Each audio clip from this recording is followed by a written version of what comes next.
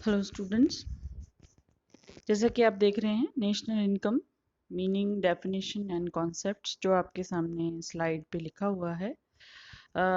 एक class video हम इसके कर चुके हैं और यह जो है उसका दूसरा वॉल्यूम आप कह सकते हैं हमारी दूसरी क्लास है नेशनल इनकम को लेके।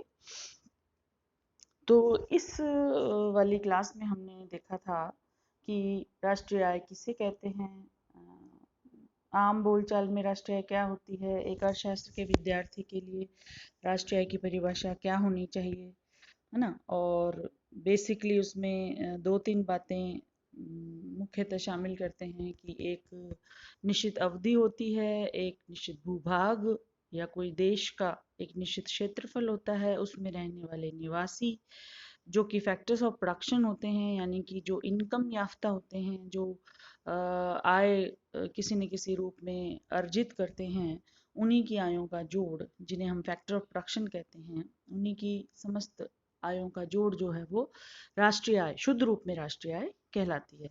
तो ये बहुत सारे इसके अंदर छिपी बातें हैं। एक सिंपल सी दिखने वाली परिभाषा में भी बहुत सारी बातें हम जो कि उनके अंदर छिपी होती है, उन्हें हम विवेचन करके राष्ट्रीय आय का अर्थ बता सकते हैं। तो इस तरीके से हमने फिर परिभाषा भी देखी थी, मार्शल की, पीगू की और फिशर की।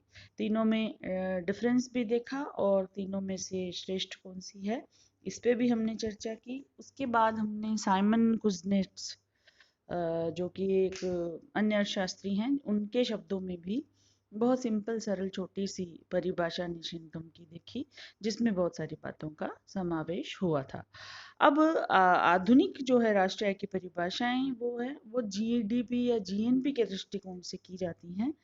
तो जैसे कि आपके सामने स्लाइड में दिख रहा है, सकल घरेलू उत्पाद एक और दूसरा जीएनपी। मुख्य जो कॉन्सेप्ट्स है राष्ट्रीय आय के वो भी ये दोनों ही हैं। उसके बाद इन्हीं से अन्य कॉन्सेप्ट्स निकलते हैं, कुछ चीज़ें घटा के, यानी कुछ वेरिएबल घटा के या कुछ वेरिएबल जोड़ के हम नेशनल इनकम की अन्य अवधारणाओं तक पहुंचते हैं। तो हम सबसे पहले आपकी स्लाइड पे सकल घरेलू उत्पाद को परिभाषित किया हुआ है।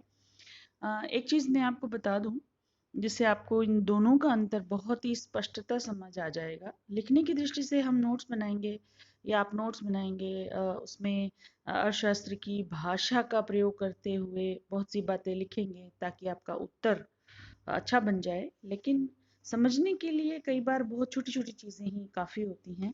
तो इसको मैं आपको समझाने की दृष्टि से बता देती हूँ ताकि ये अंतर आपको हमेशा याद रहेगा कि जीएनपी का पूरा फुल फॉर्म होता है ग्रॉस नेशनल प्रोडक्ट। नेशनल, ठीक है, सकल राष्ट्रीय उत्पाद।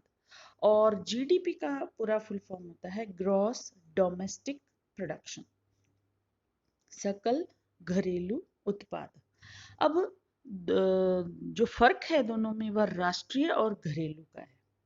तो इसी से हमें समझ लेना चाहिए कि जो राष्ट्रीय शब्द यूज किया गया है जीएनपी में, वहाँ संपूर्ण देश के भूभाग में बस रहे निवासियों के द्वारा प्रोड्यूस्ड प्रोडक्शंस एंड जिसमें गुड्स और सेवाएं, सर्विसेज दोनों आ जाते हैं, उनके मौद्रिक मूल्य तो लेते ही हैं, साथ ही शेष विश्व या जिसको हम फॉरेन सेक्टर कहते हैं उससे जुड़े हुए लेन देन जो कि दो रूप में राष्ट्रीय आय में परिभाषित किए जाते हैं, एक एक्स माइनस एम यानी कि एक्स यानी निर्यात, एम यानी आयात, निर्यात माइनस आयात करके हम फोर्थ सेक्टर के लेन देन को इसमें शामिल करते हैं जीएनपी में।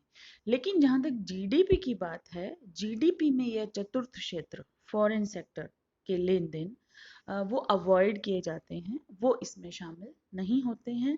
केवल मात्र तीन क्षेत्र जो कि एक अर्थ व्यवस्था के भूभाग के अंतर्गत डिवाइड किए जाते हैं राष्ट्रीय आय की माप के लिए, वो हैं हाउस होल्ड सेक्टर जिसे हम परिवार क्षेत्र कहते हैं, दूसरा बिजनेस सेक्टर जिसे हम व्यवसाय क्षेत्र कहते हैं, और तीसरा गवर्नमेंट सेक्टर जिसे हम सरकारी क्षेत्र कहते हैं। तो इन तीनों के आयों का जो जोड़ है या कुल उत्पादन के मौद्रिक मूल्यों का जो जोड़ है वो राष्ट्रीय आय में शामिल करते हैं। देखिए बच्चों, राष्ट्रीय आय कॉन्सेप्ट जो है वो बहुत आसान नहीं है, बल्कि आसान भी नहीं है, काफ़ी जटिल है। लेकिन अब आप सेकेंड ईयर के स्टूडेंट्स हैं तो उसे बहुत ज़्यादा गहराई में जाकर पढ़ने की ज़रूरत नहीं है, बस आपको कॉन्सेप्ट्स की जानकारी हो जाए। यदि आप एमए के विद्यार्थी हैं तो आपको बहुत गहराई में जाके उसके पढ़ना पड़ेगा। उसके लिए आपको एक नहीं बल्कि 2-3 किताबों से कंसल्ट करना चाहिए यदि आप किसी भी पेपर को पढ़ रहे हो। तो ये डिपेंड करता है कि आप किस क्लास में हैं और कितना आपको पढ़ने और गुणने की आवश्यकता है। तो इस प्रकार से जीडीपी और जीएनपी का फर्क आपको समझ आ गया होगा। आपकी स्लाइड में सकल घरेलू उत्पाद को परिभाषित करना लिखा हुआ है या उसका अर्थ बताया हुआ है। एक वर्ष के दौरान किसी देश के भीतर उत्पादित वस्तुओं और सेवाओं का कुल मूल्य इसका घरेलू उत्पाद है। समझ आ गया? अभी मैंने बताया एक देश के भीतर, यानी इसमें चतुर्थ क्षेत्र को शामिल नहीं करते। इसके अलावा जीडीपी गणना बाजार मूल्यों पर की जाती है और दूसरी तरफ इसे फैक्टर कॉस्ट पे भी गणना की जाती है। लेकिन ये बात की बात है, शुरुआत में जीडीपी गणना जो है वो बाजार कीमतों पे, जिसे हम कहते हैं जीडीपी एट मार्केट प्राइस, इसे हम आगे बहुत विस्तार से पढ़ेंगे कि किसी भी राष्ट्रीय आय के कॉन्सेप्ट्स की गणना जो है वो दो मूल्यों पर की जाती है, एट मार्केट प्राइस और सेकंड एट फैक्टर कॉस्ट। तो इसी चैप्टर में हम इन्हें आगे स्पष्ट करेंगे। यहाँ के लिए अभी इतना ही कि जीडीपी की गणना बाजार मूल्यों पर की जाती है और इसे बाजार मूल्य पर जीडीपी, यदि हम इंग्लिश में लिखें तो जीडीपी एट मार्केट प्राइस के रूप में परिभाषित करते हैं। जीडीपी के विभिन्न घटक क्या क्या चीजें इसमें जोड़ते हैं, ये आपके सामने नेक्स्ट स्लाइड में 8 वैल्यूज दी हुई हैं। पहला भत्ते और वेतन, यानी कि जो भी श्रम है देश का उसकी सैलरीज एंड वेजेस जो भी दिए जाते हैं वो इसका हिस्सा है। किराया, जितनी भी भूमि है उसका जो किराया आता है वो इसका हिस्सा है। ब्याज, जो कि पूंजी है जितनी भी, जो कि उधार ली दी जाती है जिसपे ब्याज क्रिएट हो जाता है, वो इसका हिस्सा है। अनडिस्ट्रीब्यूटेड प्रॉफिट्स, ये भी राष्ट्रीय आय का एक मुख्य वेरिएबल है। जब हम प्राइवेट इनकम या पर्सनल इनकम पढ़ेंगे वहाँ इसका जिक्र आएगा, इसे हम यूसीपी कहते हैं। आप अपनी नोटबुक में नोट कर लीजिए, अनडिस्ट्रीब्यूटेड प्रॉफिट्स को यूसीपी कहते हैं, अनडिस्ट्रीब्यूटेड कॉर्पोरेट प्रॉफिट्स। ये भी जो है वो साहसी का लाभ होता है, इसलिए राष्ट्रीय का हिस्सा है।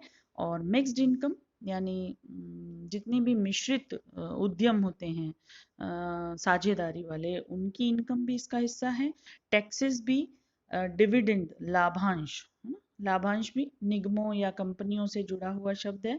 आपने सुना होगा कि किसी ने इतने शेयर खरीदे, उस पर उसको 4% डिविडेंड मिला। तो कंपनियों और निगमों से ये डिविडेंड या लाभांश शब्द जुड़ा है। और 8वां है डेप्रिसिएशन, यानी मूल्य ह्रास। मूल्य ह्रास को मैं यहाँ यहीं पे समझा देती हूँ आपको। इसे सीसीए, कैपिटल कंजप्शन अलाउंस भी कहते हैं, मूल्य ह्रास भी कहते हैं, पूंजी उपभोग भत्ता भी कहते हैं, और डेप्रिसिएशन जिसको हम डी, जब हम राष्ट्रीय के सवाल हल करेंगे वहाँ हम डीईपी, बस शॉर्ट में इसको डीईपी या डी कहकर भी संबोधित करते हैं। तो मूल्यह्रास क्या है? मूल्यह्रास है पूंजी को उसके उपभोग के बदले में दिया गया भत्ता। सिंपल एग्जाम्पल से समझा देती हूँ। जैसे आपने एक स्कूटर खरीदा नया, और अब आप उसको चलाने लगे हैं 2 महीने, 3 महीने, 4 महीने, क्या होगा? उसको सर्विस की जरूरत पड़ेगी क्योंकि वह घिस रहा है। पूंजी घिसावट भत्ता भी कहते हैं डेप्रिसिएशन को, क्योंकि पूंजी उपयोग करते करते घिसती है। कोई भी मशीनरी है, कोई भी इक्विपमेंट है जो पूंजीगत इक्विपमेंट है, वह घिसता है। आप कह सकते हो लेबर भी काम करते करते थक जाता है, उसको भी बोनस दिया जाता है। हाँ, निश्चित रूप से दिया जाता है।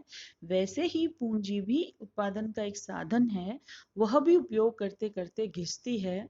उसको उसी अवस्था में बनाए रखने के लिए, यानी काम करने लायक अवस्था में बनाए रखने के लिए उस पर कुछ ना कुछ खर्चा करना आवश्यक है, जिसे आप सर्विसिंग कहते हैं। स्कूटर की सर्विसिंग के लिए जब स्कूटर जाता है, ऑयलिंग होती है उसमें, और उसको खोल के उसकी सफाई की जाती है, कोई भी टूटा फूटा हिस्सा हो तो नया डाला जाता है। तो इस प्रकार से पूंजी उपभोग भत्ता जो है वो जीडीपी का हिस्सा होता है।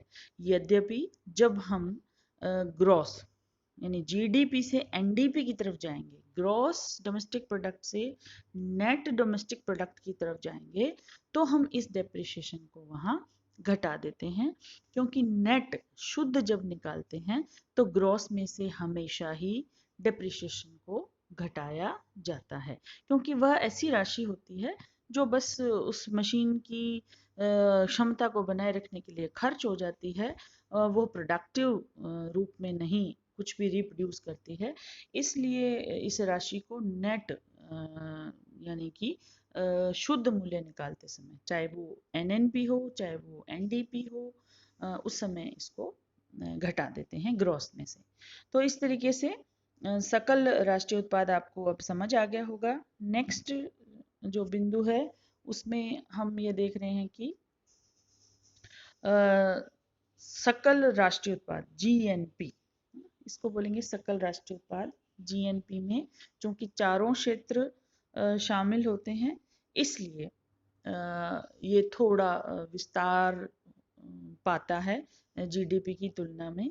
इसको डिफाइन किया गया आपके सामने जैसा कि दिखाई दे रहा है। जीएनपी की गणना के लिए हमें सभी उत्पादक गतिविधियों, देख लीजिए इसमें उत्पादक शब्द, प्रोडक्टिव शब्द का यूज हुआ है, यानी जितनी भी गतिविधियां अनप्रोडक्टिव है उनसे जो भी चीज या आय क्रिएट हुई है हम उसे जीएनपी में नहीं शामिल करते हैं।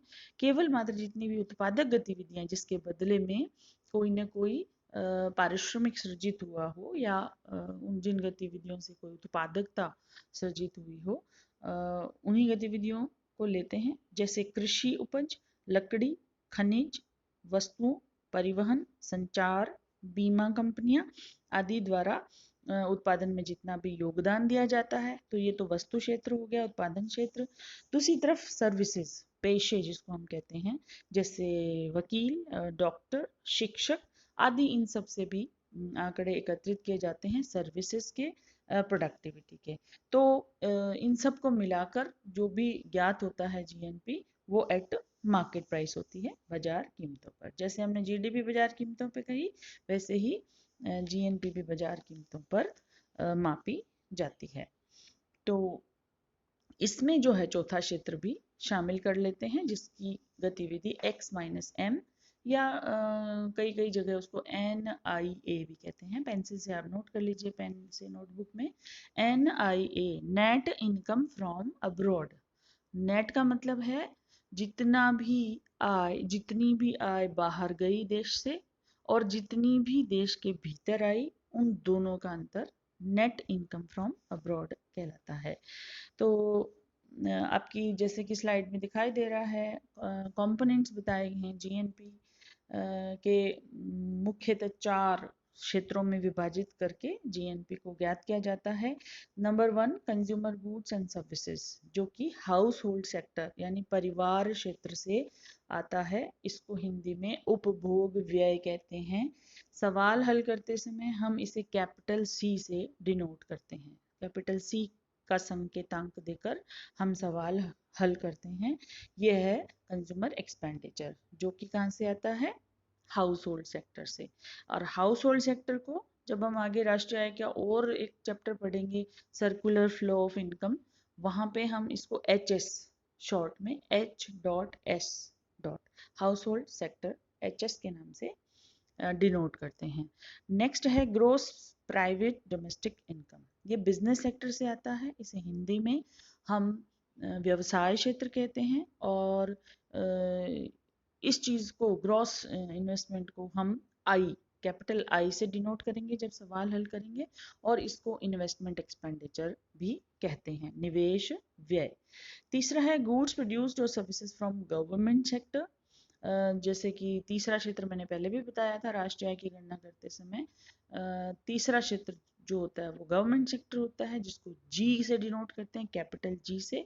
और चौथा क्षेत्र होता है इनकम अराइजिंग फ्रॉम अब्रॉड, यानी कि फॉरेन सेक्टर से जो भी एक्स माइनस एम करके निकलता है, भले ही वह माइनस में है या प्लस में है, वह ऊपर वाले तीनों क्षेत्रों के कुल मूल्य में जुड़ या घट जाता है। इस तरीके से ये जो जीएनपी ज्ञात की जाती है उसे व्यय विधि द्वारा ज्ञात की हुई जीएनपी कहते हैं। बहुत ही फेमस जो फॉर्मूला है जिसे लगभग सभी लोग जानते हैं, GNP at market price is equal to C plus I plus G plus X minus M. जैसा कि आप देख रहे हैं एक्स माइनस एम को कोष्ठक में ब्रैकेट में रखा हुआ है। इसका मतलब है यदि आपकी x is greater than m है तो यह घटाने पे प्लस में आएगा, लेकिन यदि m is greater than x है तो यह जो संख्या है वो माइनस में आएगी। और इस तरीके से जब ब्रैकेट में कोई संख्या माइनस में होती है तो ये बाहर वाली संख्या से घट जाती है। तो इस तरीके से हम हमेशा ही समझ सकते हैं कि किसी भी देश के व्यापार क्षेत्र को ज़्यादा घाटे में नहीं रहना चाहिए, क्योंकि इससे उसकी जो बहुमूल्य मुद्रा है, विदेशी विनिमय है, वो भुगतानों के रूप में बाहर चला जाता है। सिंपल शब्दों में समझाऊं तो यदि हम कम मूल्य का सामान निर्यात करेंगे और अधिक मूल्य का सामान आयात करेंगे यानी बाहर से मंगाएंगे तो हमारा व्यापार खाता हमेशा घाटे में ही रहेगा। उसे सुधारने की ज़रूरत पड़ती है, उसके लिए निर्यातों को प्रोत्साहित करने की ज़रूरत पड़ती है। तब कहीं जाकर नीतिगत फैसले लेने के बाद ये x माइनस एम या तो इक्वल रहे तो बेटर है किसी भी देश के लिए, अथवा x is greater than m रहे तो भी तो बहुत ही बेटर रहता है किसी भी देश के लिए। तो ये चीज़ अब आप समझ गए होंगे। आगे चलते हैं हम, जिसका बार बार जिक्र आ रहा था market price at factor cost, कि भाई कोई भी कॉन्सेप्ट को हम दो मूल्यों पे निकालते हैं, GNP at market price, GNP eight factor cost. इसी तरीके से GDP at market price, GDP at factor cost. आगे हम और कॉन्सेप्ट में जाएंगे, एनएनपी एट मार्केट प्राइस, तो एनएनपी एट फैक्टर कॉस्ट भी निकालते हैं। इसी तरीके से एनडीपी एट फैक्टर कॉस्ट और एनडीपी एट मार्केट प्राइस। तो इन दोनों मूल्यों पे हर कॉन्सेप्ट को इनको हम निकालते हैं। तो इन्हें किस तरीके से हम परिभाषित करें या स्पष्ट करें, अर्थ बताएं इनका, क्योंकि परीक्षा में कई बार आ जाता है। तो बाजार मूल्य एट मार्केट प्राइस क्या है? अप्रत्यक्ष कर, ये तो आप जानते हो, कर दो प्रकार के होते हैं। भारत में दो प्रकार के कर मुख्यतः लगाए जाते हैं, एक प्रत्यक्ष कर और एक अप्रत्यक्ष कर। अप्रत्यक्ष कर वे कर जो कि वस्तुओं के, जैसे आप वस्तु खरीदने जाते हैं, आपने देखा होगा मैक्सिमम प्राइस एमआरपी जो है वो दिस इसी में वो इनडायरेक्ट टैक्स शामिल होता है। दुकानदार आपसे लेता है और फिर गवर्नमेंट को पे करता है उसको। तो आजकल भारत में जो है अप्रत्यक्ष करों को सबको एक साथ मिलाकर एक जीएसटी लागू कर दिया गया है। जीएसटी यानी गुड्स एंड सर्विस टैक्स, एक ही अप्रत्यक्ष कर लागू कर दिया गया है। जबकि प्रत्यक्ष कर आज भी हमारे यहाँ दो हैं, एक है इनकम टैक्स और एक है कॉरपोरेट टैक्स। तो ये आप अभी यहाँ जानकारी के लिए इतना काफ़ी है। अभी हम वापस आते हैं, बाजार मूल्यों में अप्रत्यक्ष करों को शामिल किया जाता है, जबकि अनुदान या जिसे सब्सिडी कहते हैं उसे घटाया जाता है। अब आपको बता दूं अनुदान किसे कहते हैं, इसको समझना बहुत ज़रूरी है। अनुदान जो है वो किसी भी देश में गवर्नमेंट के द्वारा दिया जाता है उद्योग क्षेत्र को किन्हीं ऐसी वस्तुओं के निर्माण के लिए जो वस्तुएं सार्वजनिक हित की दृष्टि से बहुत ज़रूरी होती हैं, लेकिन उनकी लागत ऊंची आने के कारण आम आदमी उन्हें खरीद नहीं पाता, इसलिए वह उसके अन्य विकल्पों को ढूंढता है। बहुत सिंपल उदाहरण हम इसमें गैस सिलेंडर का दे सकते हैं। एलपीजी जो आपके घरों में, हमारे घरों में यूज़ होती है, उस पर हमारी जो सरकार है वो प्रारंभ से ही सब्सिडी देती आई है। यद्यपि अब इसमें बहुत कमी कर दी गई है, लेकिन कोई समय था जब गैस सिलेंडर मान लीजिए 70 रुपए या 90 रुपए में ही प्राप्त हो जाता था, जबकि उसकी असली लागत जो थी यानी पैदा करने की, उसको प्रोड्यूस करने की लागत 250-300 रुपए हुआ करती थी। उसके बाद धीरे धीरे लागतें भी बढ़ने लगी और सब्सिडी घटने लगी। आज कोई भी गैस सिलेंडर हमें घरेलू उपयोग के लिए 700-800 रुपए में उपलब्ध होता है और आए दिन इसकी कीमतें घटती बढ़ती, मतलब घटती तो क्या है, लगभग बढ़ती ही हैं, क्योंकि उसमें गवर्नमेंट जो है वो अपनी सब्सिडी घटा रही है। तो सब्सिडी अब आपको समझ आएगी धीरे धीरे कि वह राशि जो कि उत्पादन लागत का हिस्सा तो होती है, लेकिन मार्केट प्राइस का हिस्सा नहीं होती है। मार्केट प्राइस का हिस्सा ना होने के कारण इसे बाजार कीमतों पर कोई भी मूल्य निकालते समय उसमें से घटा दिया जाता है। यानी याद करने के लिए आप इसे ऐसे याद कर लें कि बाजार मूल्यों पर जब राष्ट्रीय आय का कोई भी कॉन्सेप्ट निकालने जाते हैं तो मार्केट प्राइसेस उसमें रहते हैं और अनुदान यानी सब्सिडी उसमें से यानी अप्रत्यक्ष कर उसमें रहते हैं और अनुदान उसमें से घट जाते हैं या घटा दिए जाते हैं। जबकि दूसरी तरफ इसका जस्ट उल्टा है, कोई भी कॉन्सेप्ट जब फैक्टर कॉस्ट यानी साधन लागत पर निकाली जाती है तो अप्रत्यक्ष करों को उसमें से घटा दिया जाता है और सब्सिडी को उसमें जोड़ दिया जाता है। कहने का मतलब यह है कि अप्रत्यक्ष कर और सब्सिडी दोनों हमेशा ही सवाल में विपरीत साइंस साइंस यानी प्लस माइनस के साथ शामिल होते हैं। जहां अप्रत्यक्ष कर जुड़ रहा होता है वहां सब्सिडी घट जाती है, जहां सब्सिडी जुड़ रही होती है वहां अप्रत्यक्ष कर घट जाते हैं। तो इस तरीके से आप इसे याद कर सकते हैं। कुछ टाइपिंग एरर्स इसमें हैं, उन्हें आप अवॉइड करें। उसके अलावा जो है लास्ट में लिखा हुआ है सब्सिडी को परिभाषित करने का, यदि 20 या 50 शब्दों में 2 नंबर वाला सेक्शन ए का क्वेश्चन आए सब्सिडी को परिभाषित कीजिए, तो ये लाइन आप उसमें जरूर लिखना और ये सिलेंडर वाला उदाहरण देके समझा देना कि subsidy is a part of cost but not a part of market price. अनुदान जो होते हैं वो किसी भी कॉन्सेप्ट में अप्रत्यक्ष कर यदि उसमें शामिल है तो अनुदान घट जाते हैं और यदि अप्रत्यक्ष कर उसमें घट रहे हैं तो अनुदान उसमें जुड़ जाते हैं। अनुदान जो है वो लागत का हिस्सा होते हैं लेकिन बाजार कीमतों का हिस्सा नहीं होते हैं।